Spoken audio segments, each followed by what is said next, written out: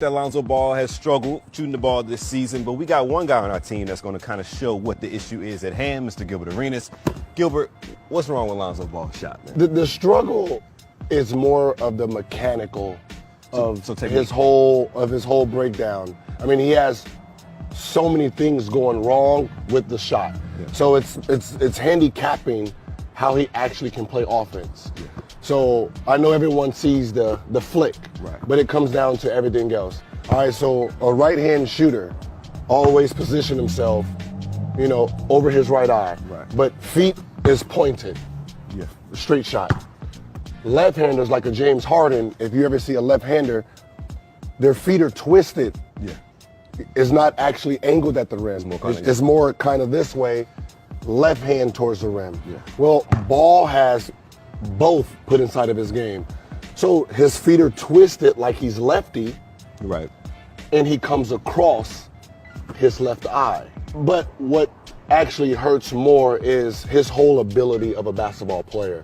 Besides... Because of the shot. Because of the shot. It's because of the mechanics of the shot. It comes from here to here. So you're saying if I'm a defender and I'm pressed up on you like this. Okay, so we're going to break down why he's handicapped. Okay. You're going to stand right here. Right. So when Lonzo wants to go right, remember the mechanics. If I'm driving right and you're here, mm-hmm, if I want to pull up as a righty, I just pull up. Right, okay. Right? Yeah. Because you're on the side. Well, with Alonzo, when he pulls up, he has to stop, twist, and come back through. The defender's right there.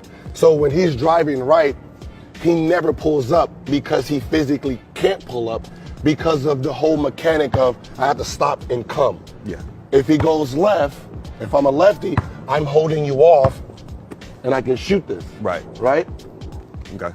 Well, with Lonzo, when he comes left, because he has to put it here first, yeah, to flick it, he can't do it. So it's forcing him by nature to step back. So that's why we see his step back. So you always see a step back. So when he comes here, he can twist his feet a little bit and he shoots. If this is the rim, he's actually like this, now, shooting. If you can't go right and I have you beat and just pull up on the dime, yeah, that stops half of my game. So some guys that you've worked with have been able to transform their shot and get better with their shooting, like a John Wall. But you know, like a John Wall. So John Wall, when he first came in, you know, he has big hands. Yeah. So when he, instead of, you know, I'm coming here and I'm picking the ball up, my hand is over the ball, his hand was under the ball. Okay. So by the time he came out of the ball, he was already on the way down. Right. And then he shot. Okay. But that's why his shot was like that early in his career. Yeah. You know, like you have IT, who he faces up, but he side shoots it.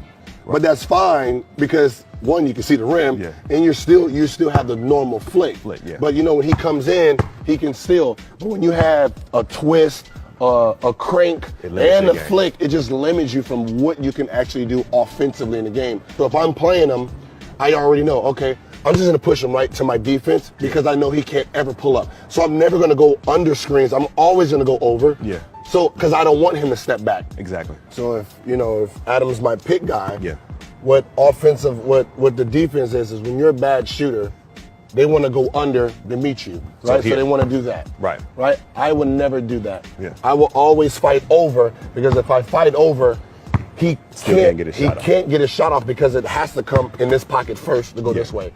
So what he's thriving off of, or not even thriving, why he's getting the shot up is they're going under, and when he goes under, he can step back and do his and do his thing. He can step back away from everyone. But from college to the NBA, this is a further shot than what he was used to. Exactly. You know, so when he steps back, this is college three. When he steps back from this NBA three, he's out here trying to fling it. Yeah. You know, trying to get enough power to fling the shot up. And it's just not going. And that's why it's a problem. That's why he's more comfortable if someone, and you notice he's more spotting up, and he's getting his shot because he's already, right. So he can already position his feet. But when he's dribbling the ball, it's hard to, you know, and that's his step back. His step back. He's had all these trainers and people at UCLA. But has he?